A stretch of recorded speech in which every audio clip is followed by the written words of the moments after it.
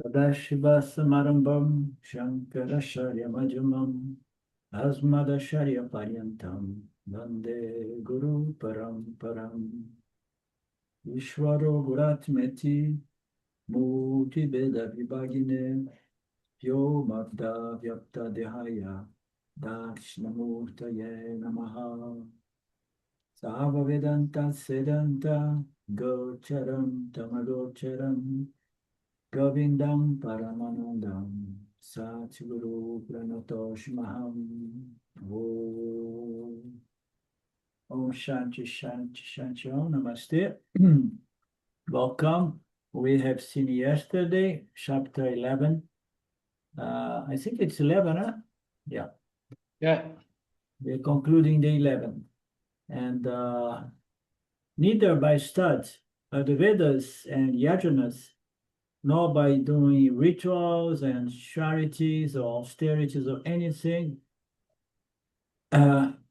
Krishna says, you will not see me in my Vishvarupa nature by doing anything but by a profound understanding of my laws and principles.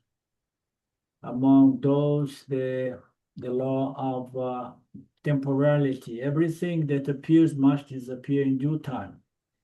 So adversities, always brings up the fear of death. Everybody is afraid of papa or adversity because somehow it keeps, they like to have punya to keep the remembrance of that, which is the ultimate adversity, away from our minds. Huh? So one has to have the maturity to face that ultimate adversity, which was the problem of Arjuna here, because he saw that most of everyone in the battlefield would die. So, and then it appears that Krishna is putting down, is talking negatively about all these other sadhanas. But as we have seen yesterday, it's just a kind of a method the scriptures use to highlight some other aspects of the teachings, because everything depends on the context and depends most importantly on the level of the person listening to the teachings. But since the teachings now, especially nowadays with the communication, the internet, they are open for everybody. So the teacher cannot choose and pick what to say because it's going to hit everybody, In the old days, it was easy. Nowadays, no. So we have to take in consideration the context to be able to edit in our minds, what is being conveyed here, not to take things literally.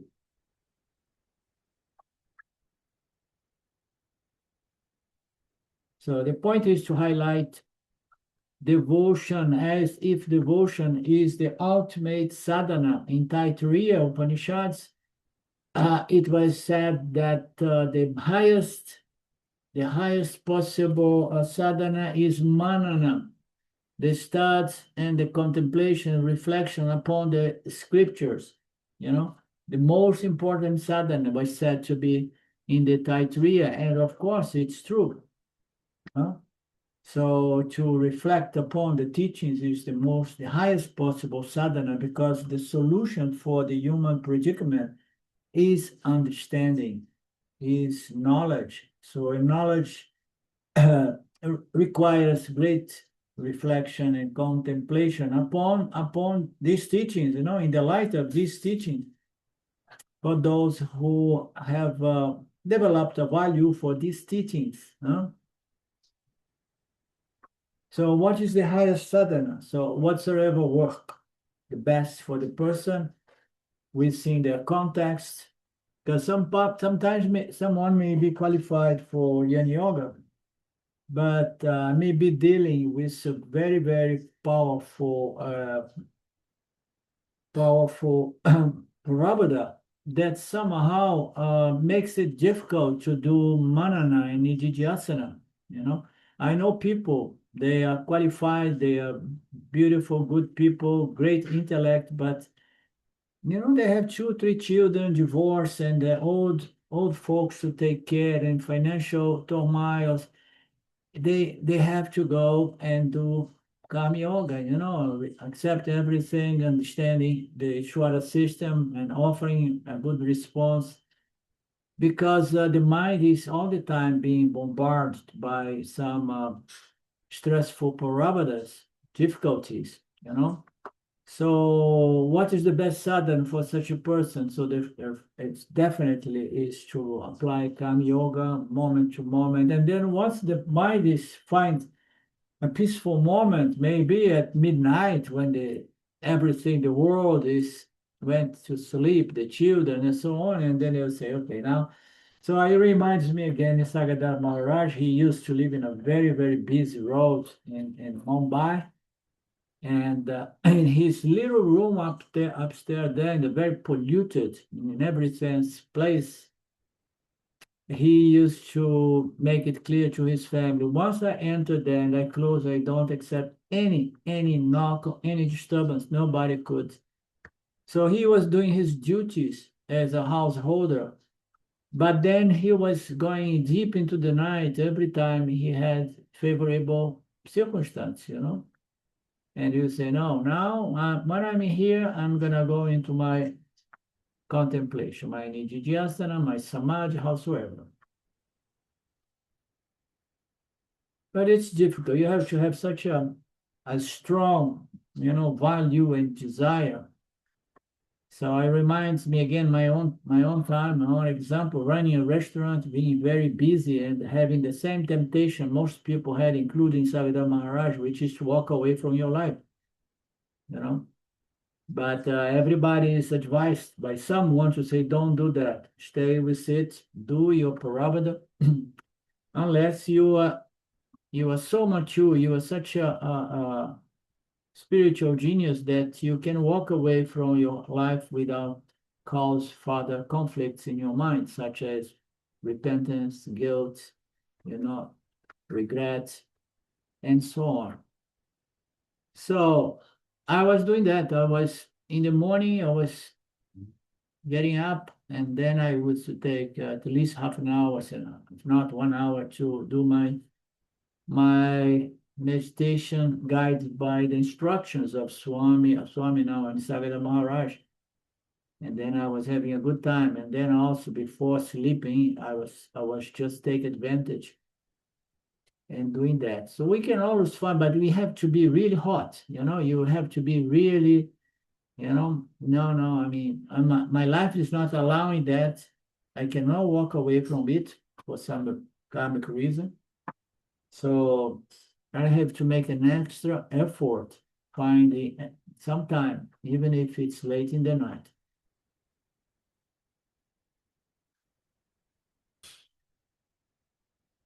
So what is the best sadhana? Bhakti is greatest, he says here, and he's going to carry on that this in the next chapter, big time.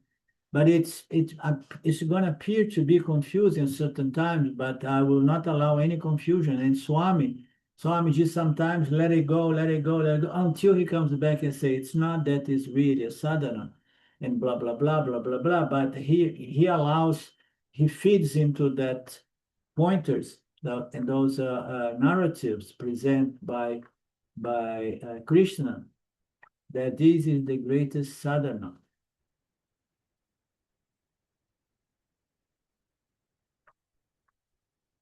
I mentioned yesterday, the thing about sadhana on this level, it's difficult to imagine devotion as a sadhana.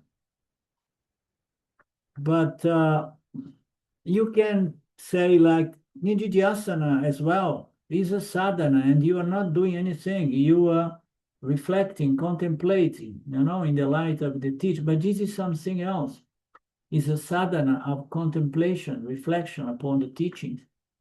But sadhana is something, if devotion is something different, How I'm going to practice devotion?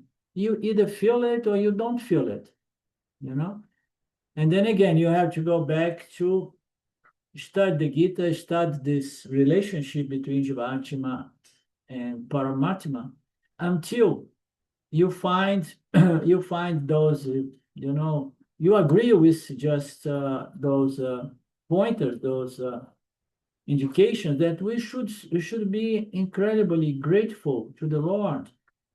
Once you understand that I should behave and be grateful to this intelligent power, and then devotion start, unfolding. So how to practice devotion? By studying the Gita over and over again until you understand, you understand the connection between you, your thoughts, your action, the results, and why you need to conform to the Lord's laws and principles. And conformation to the Lord's laws and principles brings about this human emotion, which is not that human anymore. It is devotion. It's a very, very high sort of emotion. So we'll see. Next chapter. That is the mechanism, that is the device criticized to highlight something else, or highlight something else, explaining that the other sadhanas are also very good, but we see their place in the time, and so on. And all of them require devotion. Therefore, devotion is not a path on its own. It's not a path on its own. People, they are misled to believe that. People all over, even in the Vedantic circles, they believe that devotion is a path. No, devotion is not a path. They believe that the whole sampradaya coming from forgot his name now.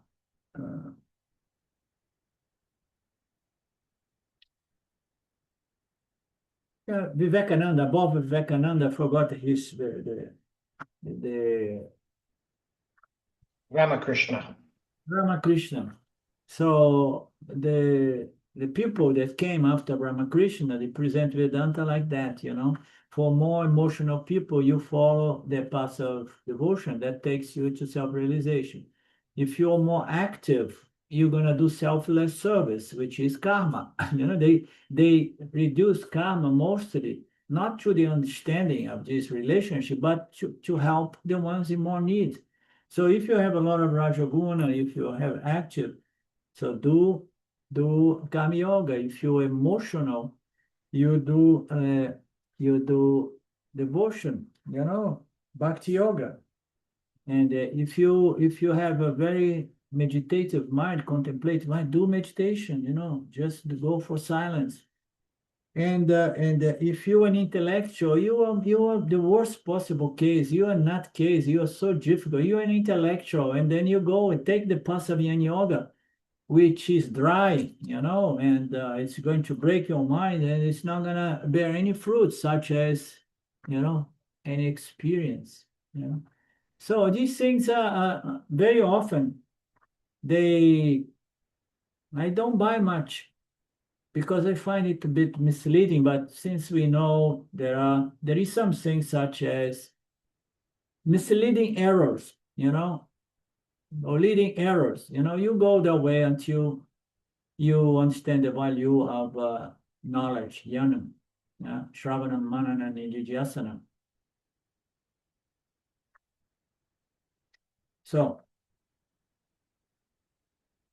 So Krishna, as if Krishna has said that dana is useless, but again, Krishna is not criticizing, but highlighting. Okay, Swamiji repeats concept so much to his audience. I guess he has people on all levels. They have Indian people. When I do my talks, I do usually to people who are somehow more into Upanishad teachings and Vedanta teachings, and I try to avoid excessive repetitions of those basic concepts. And many of these concepts are Vedic, which are relevant to their culture.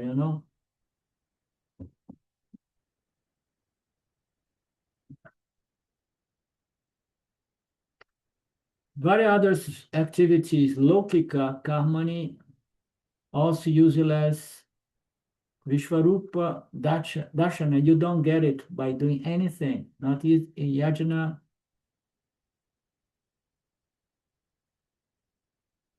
So Kriya can be taken to Lokika Karma. So you can get all kinds of results. Many of these results are punya, celestial punyas, and certain experience, such as samadhi even.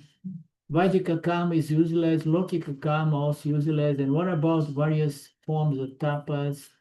Useless, useless for self-knowledge, and useless for as far as the development of devotion comes about. Unless you do all of that already with a spirit of devotion. Devotion is the ultimate feeling a human being can experience. It's either there or not there. I know from my students in Brazil, some of them are completely dry. They don't have any feeling of devotion. They like the knowledge, And some people have devotion as well, side by side with the value for knowledge.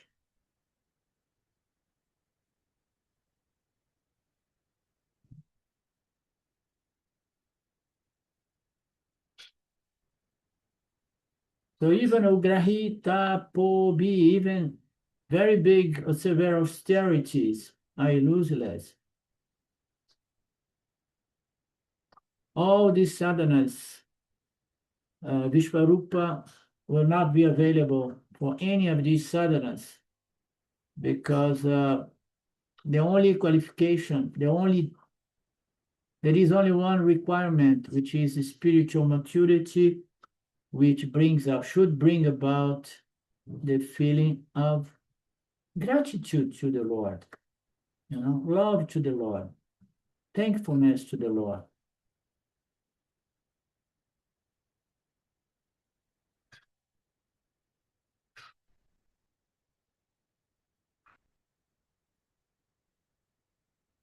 Among the human beings or in the human world, it can be seen only by those people who are like you, Arjuna. What is this in Yoke or Loke? I just think that means in the world, the human world. Yeah, or it can be seen only by those people who are like you, qualified people who have understood that we got to love God, man. Come on, huh? You got to love God. The fellow does everything to us. Sustain our body mind, gives us the miracle of life in a human body. The planet is not so good, but it's good enough for us to understand this relationship and get self-knowledge. Huh?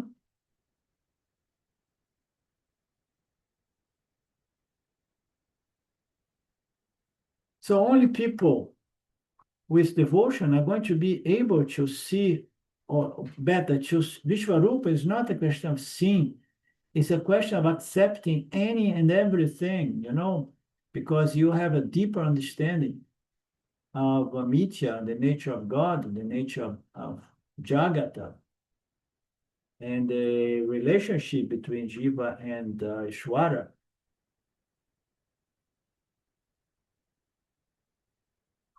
So you have this qualification, Arjuna says, Swamiji. So this qualification, which I'm presenting it more as a qualification, is what? It's not a sadhana.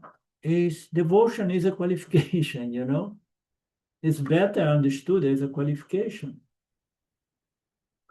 You have this unique qualification meant for accepting, your swadharma, your dharma, your prarabdha as it is, without complaining, without getting upset with God or anything. You understood God. That's the qualification. Devotion. Only people with devotion can see me. Now, Krishna does not say that. What is that unique qualification? Very important. Let's see what Swami says now. Very important. And what is that unique qualification? Krishna himself answers that later so that we can supply here. And that unique qualification is devotion, bhakti. Qualification, you see? Bhakti alone will help bring about the total acceptance of life as it is, as a gift, knowing that it's all about pleasure and pain, pleasure and pain, pleasure and pain, pleasure and pain. Only bhakti, only devotion will allow you to understand God and having this equanimous view of the Lord as the totality of all pair of opposites.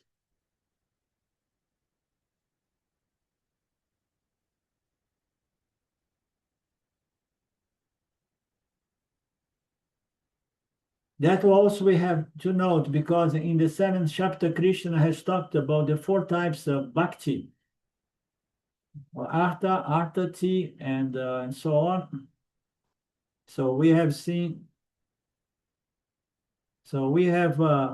devotees, but in order to develop this quote unquote vision, darshana of Ishvara as the total manifestation, which includes beginning, middle, and end, creation and destruction, punya and papa, and so on. In order to have that vision, we need to be a highly qualified bhakta, devotee. So in the initial stage, it does not work. So in the beginning, you want just favorable circumstance. You say, no, I'm doing my rituals and my pujas, and I'm a devotee of the Lord because I want the Lord to remove all problems and and papas and keep away all kinds of adversities or remove my pain and all of that kind of things. That is a bargain. So true bhakti yoga is acceptance of what is, as is, without asking anything except, please, Lord, give me more clarity so that I can handle these difficult moments. Giving me more and more firm understanding of your laws and principles so that I can love you even through such an experience.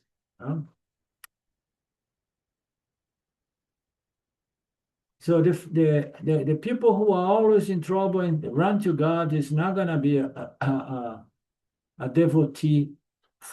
Is going to be a devotee, but far from being able to be a mature devotee with a clear vision of Ishvara as the entire manifestation of all paravadas, all opposite pairs, even in terms of circumstance, punya papa circumstance. So the second is usually described as someone who is all the time in contact with the Lord, asking favors, not only when it's in trouble, but, I'm a business person and I'm opening another store, I'm opening another bank, another company, another branch, and whatever, and they are ask for more riches, more security, more, pleasures. So that is better than turning your back to God, but yet it's not going to allow you to really accept total failure, total bankruptcy, and so on. The person does not develop strength to accept anything by being that kind of bhakta either. Only ask for protection and more prosperity.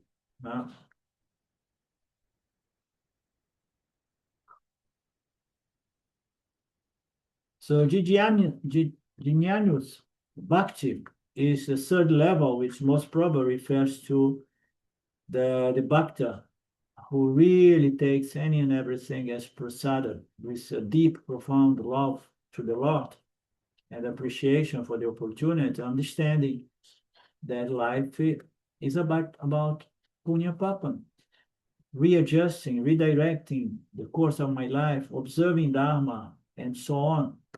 So that is a devotee who is far more mature and able to understand the Lord as all pairs of opposites. And then Yani Bhakti, I don't think Swami elaborates. The Yani Bhakti is the ultimate because there is no separation or distinction between the Yani and Ishwara.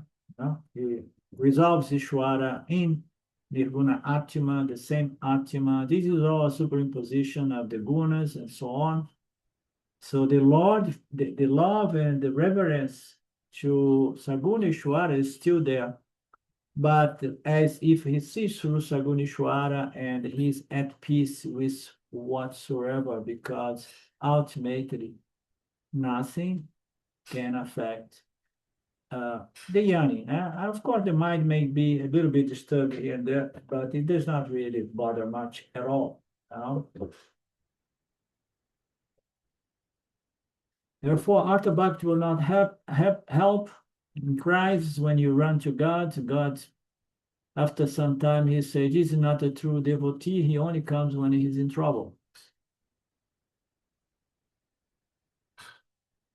Now I'm going to offer you something higher than water. You will experience a shortage of water.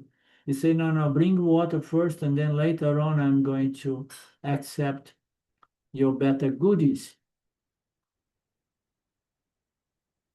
A person who wants more wealth, more money, more security, more prosperity. If the Lord says, I want to give you the maturity to understand something higher than just security, prosperity, and wealth. And then the person, really? But first, let me, pile up a little bit more wealth, and then later on we talk about that.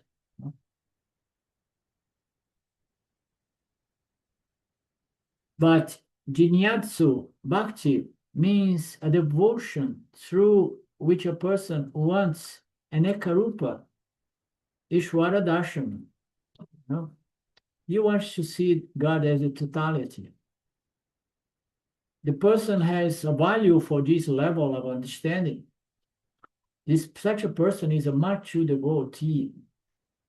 And only this devotee can have this quote unquote understanding, but not vision. Darshana is vision.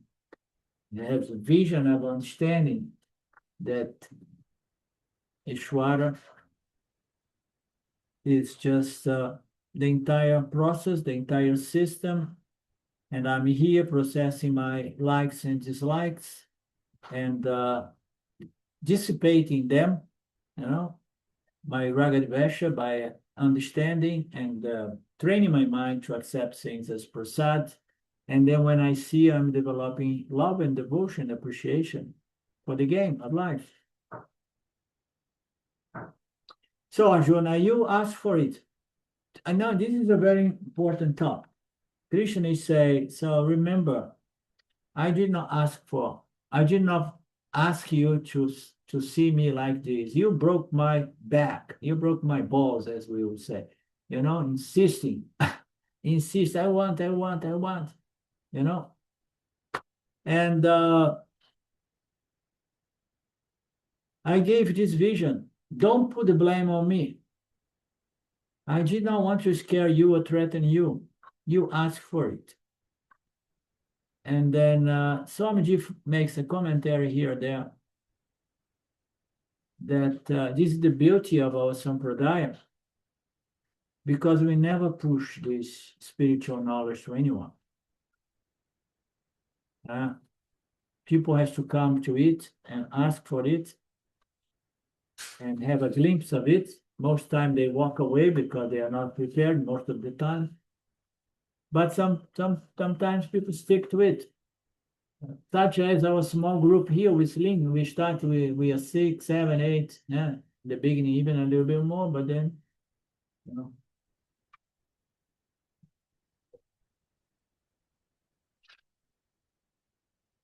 seeing such a frightening form of mind, may you have neither fear nor delusion. With a pleasant mind free from fear, see again that very same form of mind. He says, so now you see myself as the totality, which including the end, the destruction, the death of everything, you know. You have seen everything, the beginning, the middle, and the end, the Punya and Papa. Now, and you got really frightened, huh? Because you got this understanding, vision here is understanding, the God that I was imagining that is compassionate and auspicious and source of love and compassion. I was confused because I was seeing so much misery, so much violation of that. Now I understand that everything is the Lord. And because if we experience and see so much injustice, so much cruelty, so much violation, so much corruption, it's not due to Ishwara, but it's due to the exercise of our own human free will, which is abused due to too much pressure coming from our lives and dislikes, Raga. Then you understood that, human nature. We are going through a process that the spiritual, religious wisdom is being destroyed, and then the human animalistic nature, just predominates, and then we have more wars and more mine. I want this, I want that. It may be, some people say it has always been that way, but I don't know. The scriptures say that sometimes we have a good time in this planet, huh? With such yoga, there is more justice, more balance, more dharmic people. But it doesn't matter. We don't know the design of this meteor order. But if we came here, it's because this is a good process for us. He says, so you saw me and you got frightened. Now look again. He says, look again. Now that I have, explained you a little bit better my nature, and explained that you need to be mature enough, and the artificial maturity is not going to help, but you insist. So I gave you, but you enjoyed it greatly when you saw the first one third, the second one third, the sustainer, and then the destroyer. You start, freaking out. So now I'm going to further teach you, and then look again, see again, look at my Vishvarupa nature, the totality, and see, maybe the fear will be gone by now because I'm getting tired of teaching you, Arjuna, you know. So are you going to grow up or not?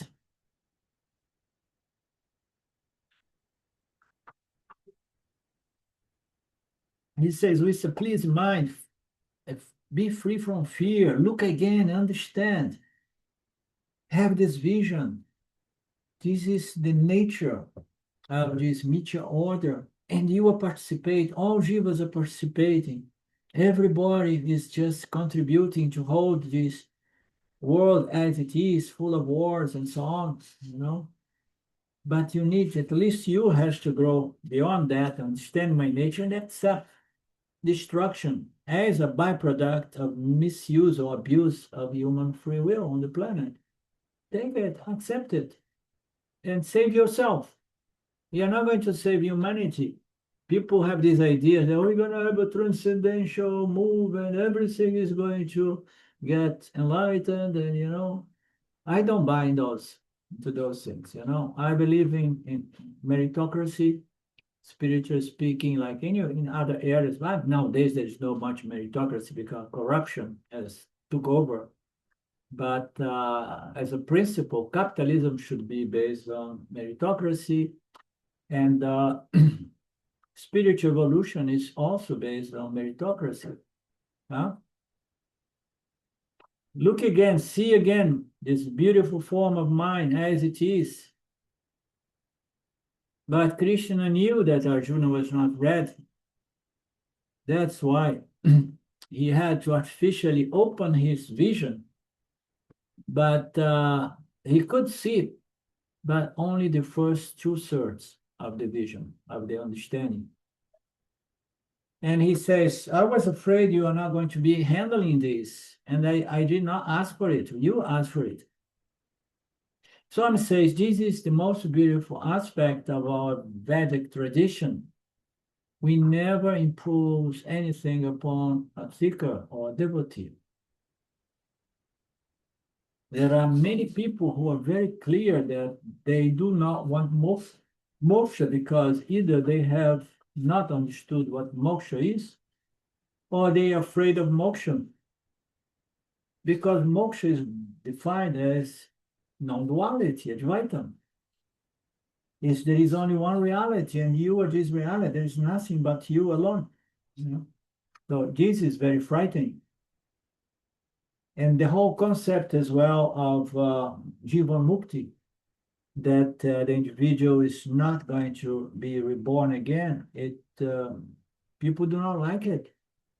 Every time the scriptures address these things, I have people in my Brazilian group overreacting, because they don't want to dissolve into that one single reality, not to find themselves back into duality, having to go through processing vasanas or punya papa and going through all these up and downs experience of life. People say, no, I love it. I know it's bitter and sweet, but I love bitter and sweet.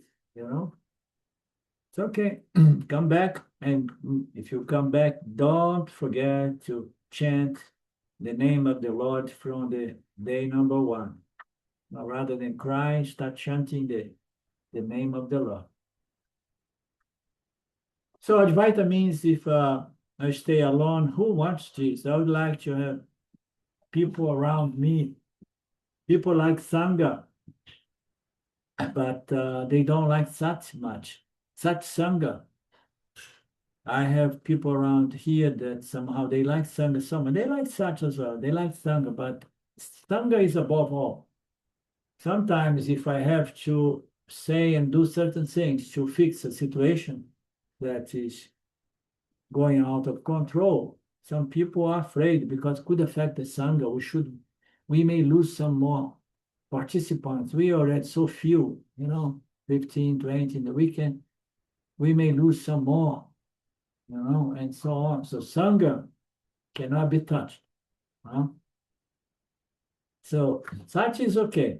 But Sangha is a higher value. Yes, I like people. I don't like to stay alone. I would like to have people around. That is very nice, even though some Pindungal problem is here and there. What is Pindungal problem? That's funny. It's like a periodontal disease.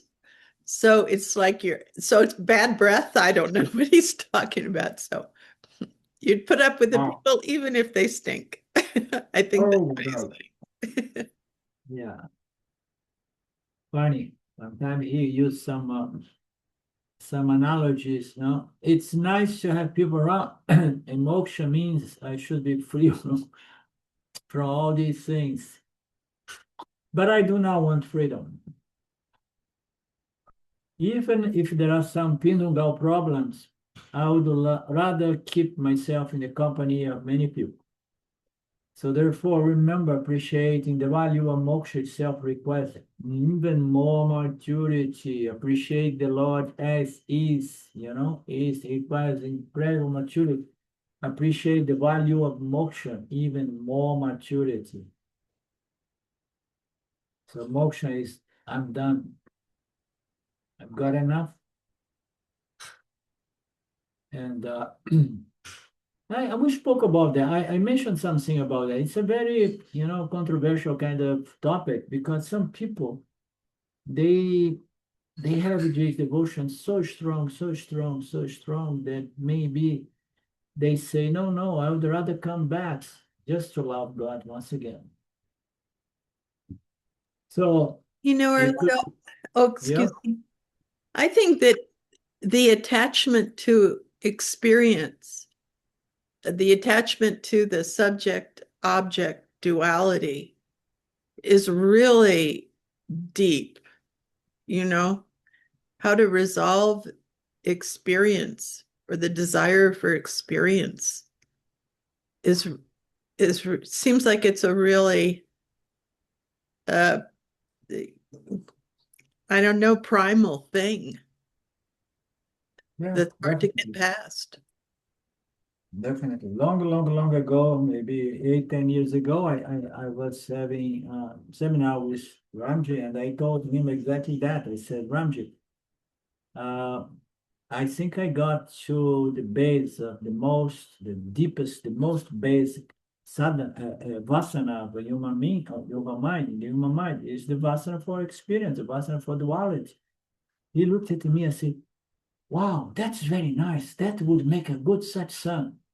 The most basic vasana is I want to experience otherness. I want to experience duality. And I'm here now, and I lost the face of Lin, so I'm alone here again, only with Mark. So I lost Lin. I like duality, Lin. I like plurality. Okay.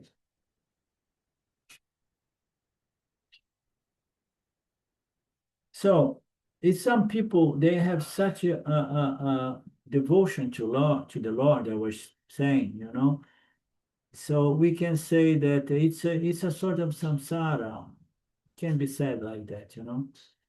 But from what we heard from someone like Abhedananda, people ask, would you like to come back, Ramiji? He said, of course, why not? Just to chant the name of the Lord. So Papaji mentioned the same thing. No, if the Lord wants me to come back, I will come back. I'm ready for it. So we don't know. Some people like Nisargadatta Maharaj, he was so, wildly dispassionate. They say, no, this is, and some other young say, this is misery, this is disgusting, this is bad. No, I want just out of here, you know. But some people have appreciation to this samsara because of the Lord. You understand? Most of our associations and dependence and attachment is for mundane things, samsaric things. And some have to the ultimate, let's say, appreciation is the appreciation for the Lord, the miracle of life, and to live in its presence. So my take is that some people have so much devotion. And it's these people who would rather come back are the people who have this extremely developed devotion to the Lord. Because here they come and immediately they see everything is the Lord. And it is a source of great joy, as the bhaktas, they say themselves. They criticize us, saying these people are dry, these yanis. They do not know that yani can be a devotee as well. But they say, like, because there is nothing more gratifying than loving the Lord, and they have a point there as well.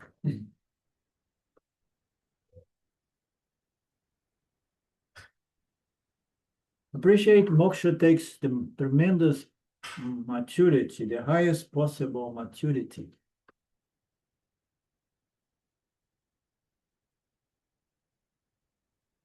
You need not work for moksha. You work for artha, you work for kama, fulfill your desires first. So in Vedanta, we tend to say to put things on those terms. Don't think about moksha, don't think of self-knowledge. Okay? If it's not coming naturally, because it's the most common thing I see is people who have a very, very, superficial interest in self-knowledge, self-inquiry, but fundamentally they want experience, They keep showing up in the class and going away, like Ranji used to say in my website. There are thousands of visitors every month, but he used to say, the people who are doing the work, I can count on my 10 fingers. He told me once.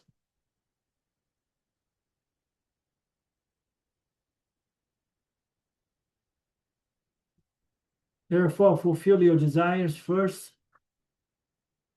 First things first, Swami says that there was a woman who came and said, I want to become one of the gopis. I want to dance with Krishna in Krishna Loka. He says the desire is there. If Swamiji would say, no, no, come tomorrow, I will give you moksha. And she'll say, no, no, Swamiji, I want to become one of the gopis, you know?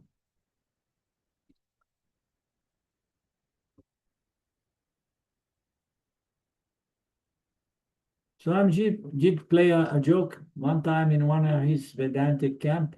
He said, tomorrow come everybody, and I'm going to give moksha, and you're all going to become Jiva Mukta and Videha Mukta. And very few people showed up in the class.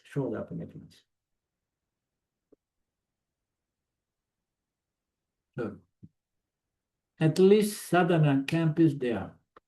Just have 7-8 days meditation or Vedanta camp and drink a little bit of the Amritam, witness some dance, and go to place Veda says.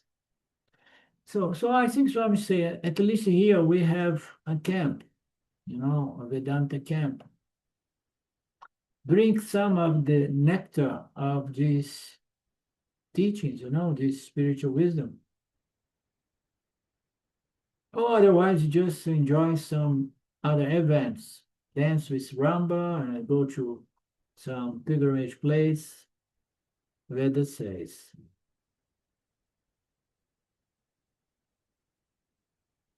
One time I mentioned recently, I mentioned to Silvia that I come for this class mostly in the weekend, and I feel like, okay, so here I go again. I have to go there and sing my song. And sometimes I feel like, okay, it's a performance in the sense it's going to inspire people. People are going to get high. They are going to feel wonderful. And they are going to have an addiction for coming back every weekend, you know. It's like, you know, you go, you perform, you do that, yeah, by the grace of Shwara, inspiring the teacher and so on. And then if people drink the nectar of this wisdom, but then they run and start going around to other place, you know, they don't do manana and nididhyasana. Immediately they start going into doing other things, including just sangha association with samsaris, even a lot of people.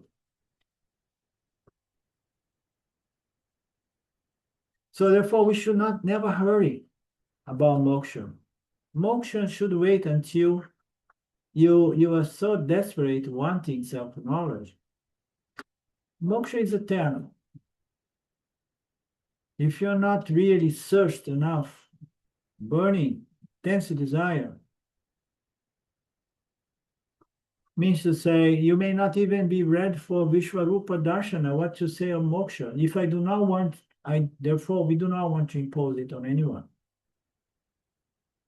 The point is you need to develop a certain qualification. The qualifications should bring about the fragrance, which is devotion. Devotion is a qualification. It's funny because devotion is like sometimes I like to present it as the fragrance of the rose. It's not the rose, but it's the fragrance. And how to produce the fragrance of the rose, you know, by studying the scriptures, the Gita scriptures, until you understand it. And then when you see in your heart this devotion, this fragrance start emerging, you know. And that is qualification. You need qualification to become a devotee, a bhakta.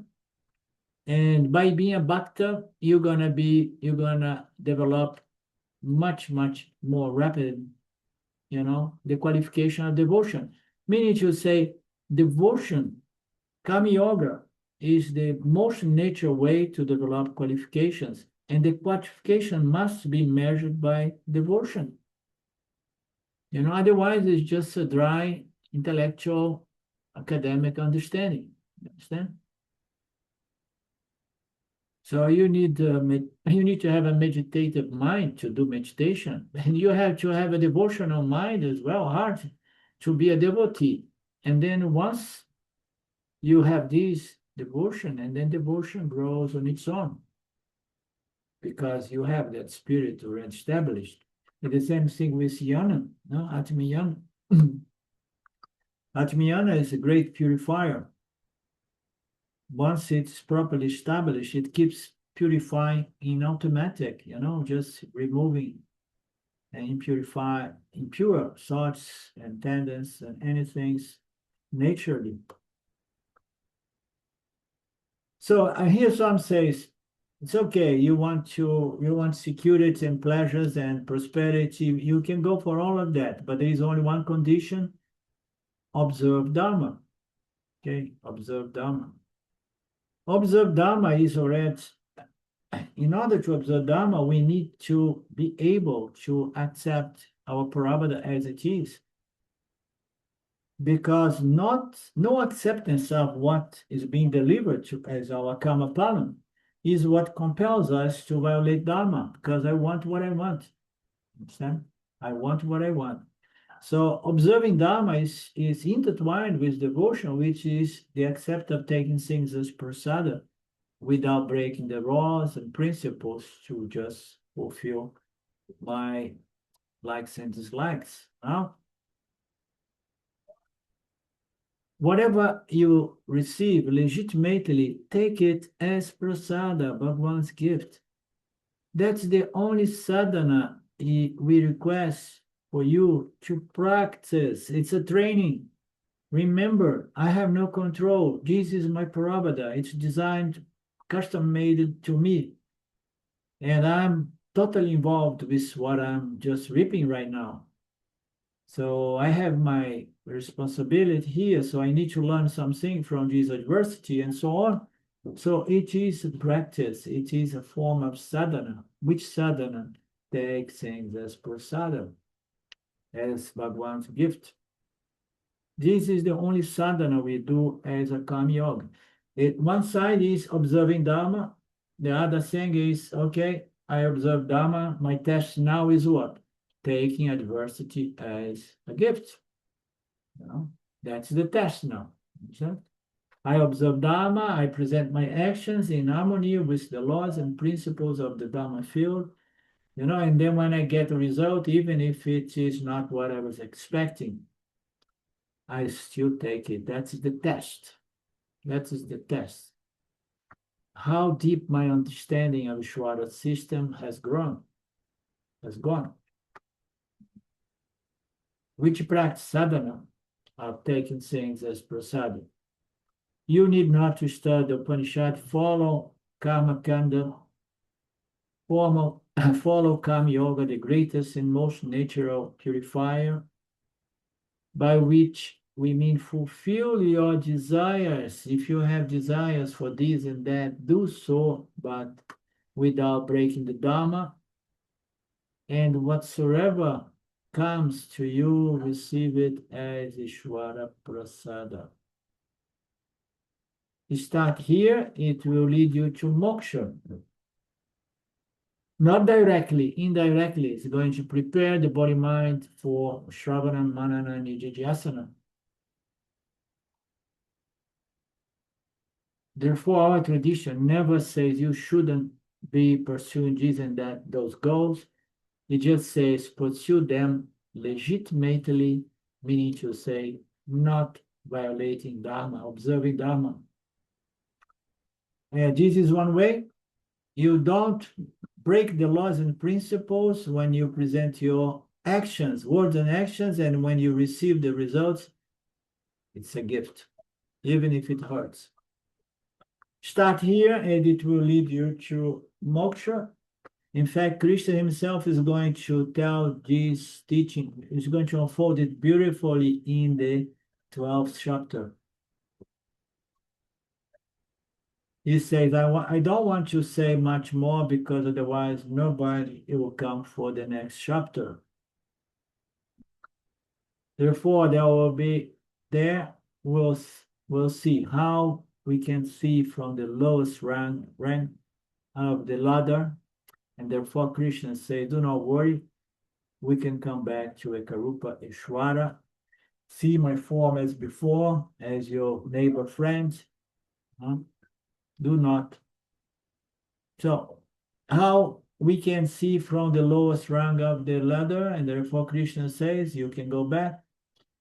May you not be mentally afflicted by the entire vision of my nature, the creator, the sustainer, and the destroyer.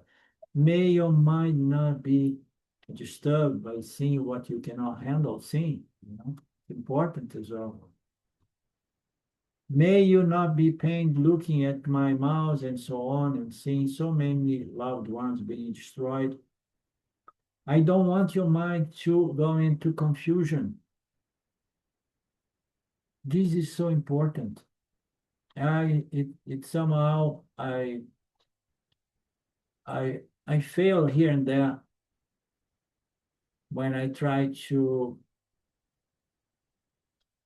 present Vedanta in a way that it is more than people can take, because I like to do this unfoldment in a deepest possible level. But it takes a lot of skill to try to play with your audience, presenting things, knowing that some people can handle this, some people can handle only this, some people can handle only this, And here Krishna is saying, so I'm removing your vision. I'm removing your artificial vision, understanding, so that your mind is not disturbed. Suddenly, you see behind. Imagine there is a huge wild elephant standing, mentally being overpowered, immobilization. Suddenly, you see behind. Imagine there is a huge wild elephant standing, wild elephant without a mahu standing behind. So what we say, the mind gets too stunned. Okay. So this is to be avoided. Yeah.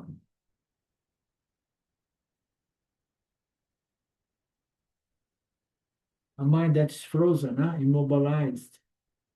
The mind is vimudda bhavaha, in panic, in confusion, in fear. Arjuna is experienced that now, and therefore Krishna says, it's enough, Let me remove your how you say, jivya sakshamu, or something like that,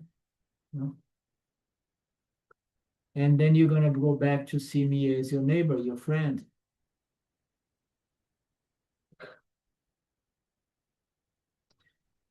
For mature people, it's not frightening. For mature people, it's not frightening.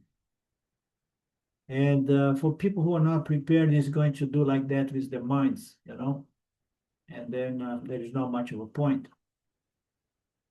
That's the description only for mature people. But for you, it appears that you are not ready. And then Swami presents a very nice example of what training means, the Vedantic training.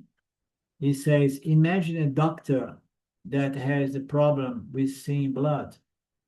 If he see a blood, he faints. So that would not work for a doctor. The doctor has to go through mental preparedness. A few drops of blood, and the person is gone. So everything is about development, preparing the mind to stand this level of understanding. The ultimate understanding is the most shocking, is what we have seen in the Mandukya Karika, when Gaudapada at the very end says there is no creation. So when you pull everything, you pull the rag from underneath everyone. So if people are not prepared to receive that teaching, like people in Europe was, there is no world, there is no you, there is no me, nothing of this exists, this is all a dream, and so on, So if people are not prepared for that, either they they don't take that statement seriously, or they go in panic. They go into an identity crisis of non-existing, no existence. Now, may you see my good old ordinary Krishna form. May you see your old good friend, neighbor Krishna, and so on. Change the channel. Change the channel. Swami speaks a little bit about changing the channel. Without any fear, you're gonna see me, and don't keep remember the vision of myself as the destroyer. Forget about that. So your mind is gonna be satisfied, relaxed, a stress-free mind, and then you can grow from there. Okay. So you have to change the channel, and soon we're gonna have to change the channel, leave this 11th chapter, and move into the chapter on devotion as a sort of a spiritual sadhana. Okay, we have crossed the time. Om Purnamada Purnamidam Purnamudachyate Purnasya Purnamadaya Purnamevavashishyate. Om Shanti Shanti Shanti Om. Namaste, my dear friends. Good to meet you. We meet again Friday. We are good for Friday? I'm great for Friday. Okay. See you then. Bye-bye. Thank you. Namaste. Thanks, Arlindo. Okay, see you Thank then. you.